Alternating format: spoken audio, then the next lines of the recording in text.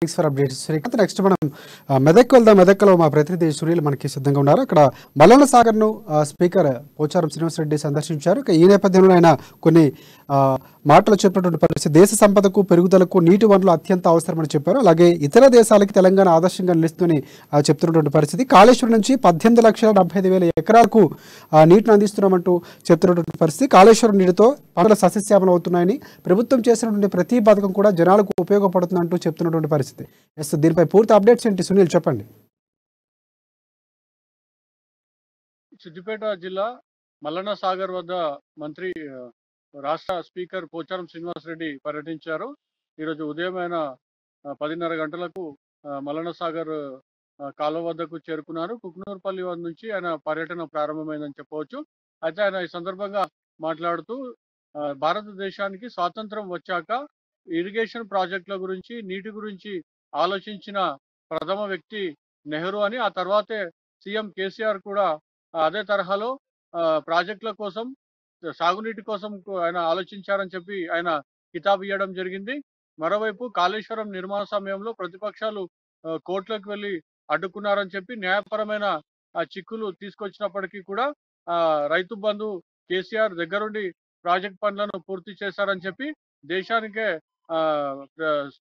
Kaleshwaram project model గా నిలుస్తుందని కూడా ఆయన కితాబు ఇవ్వడం జరిగింది. మరోవైపు మల్లన్న సాగర్ ప్రాజెక్టు పూర్తయితే కామారెడ్డి జిల్లాకు సుమారు 1,10,000 ఎకరాలకు సాగునీరు అందుతుందని చెప్పారు. మరోవైపు గజ్వేల్ నియోజకవర్గ పరిధిలో నిర్మిస్తున్నటువంటి కొండపోచమ్మ సాగర్, మల్లన్న సాగర్ ఇతర ప్రాజెక్టులు పూర్తిగా స్థాయిలో నిండితే 1 సంవత్సరం వర్షాలు పడకున్నా కూడా సాగునీటికి ఎలాంటి ఇబ్బంది ఉండదని చెప్పి కూడా స్పీకర్ పోచారం శ్రీనివాసరెడ్డి చెప్పిన పరిస్థితి ఉంది.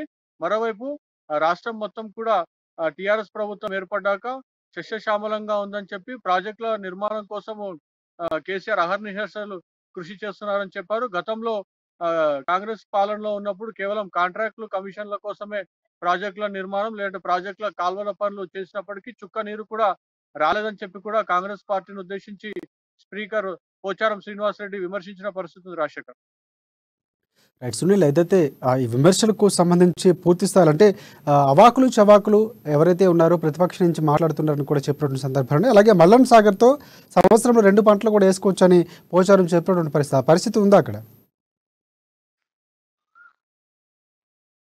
మల్లన్న సాగర్కి సంబంధించి ప్రాజెక్టు పూర్తయితే 2 పంటలు కూడా పండించుకునే పరిస్థితి ఉందని చెప్పి స్పీకర్ పోచారం శ్రీనివాసరెడ్డి చెప్పిన పరిస్థితి ఉంది. అయితే మల్లన్న సాగర్ సంబంధించి కాల్వల పనులు కూడా జరుగుతూ ఉన్నాయి.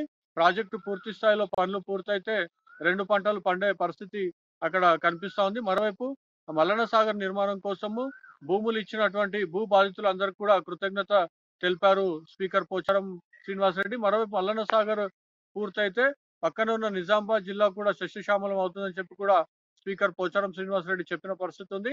మరోవైపు కాంగ్రెస్ పార్టీ నాయకులు అభివృద్ధిని చూసి ఓర్వలేక ఎక్కడ పడితే అక్కడ అవాకులు చెవాకులు పేలుతున్నారు, ప్రాజెక్టులను అడ్డుకునే ప్రయత్నం చేస్తున్నారు. ప్రాజెక్టులు ప్రారంభించినప్పటి నుంచి ప్రతి క్షణం ఎట్లా అడ్డుకోవాలని చెప్పి కూడా అదేవిధంగా అప్పటి టీఆర్ఎస్ కానీ ప్రస్తుత బీఆర్ఎస్ పార్టీలను ఎట్లా బదనాం చేయాలని చెప్పి కూడా కాంగ్రెస్ పార్టీ నేతలు చూస్తున్నప్పటికీ కూడా ప్రతి ఎన్నికల్లో బీఆర్ఎస్ పార్టీ గెలుస్తూ వస్తుంది. రాబోయే ఎన్నికల్లో కూడా తెలంగాణలో బీఆర్ఎస్ పార్టీ ఏర్పాటు అవడం కాకుండా దేశవ్యాప్తంగా బీఆర్ఎస్ పార్టీ ప్రభావం ఉంటుందని చెప్పి కూడా స్పీకర్ పోచారం శ్రీనివాసరెడ్డి స్పష్టం చేశారు. రాజశేఖర్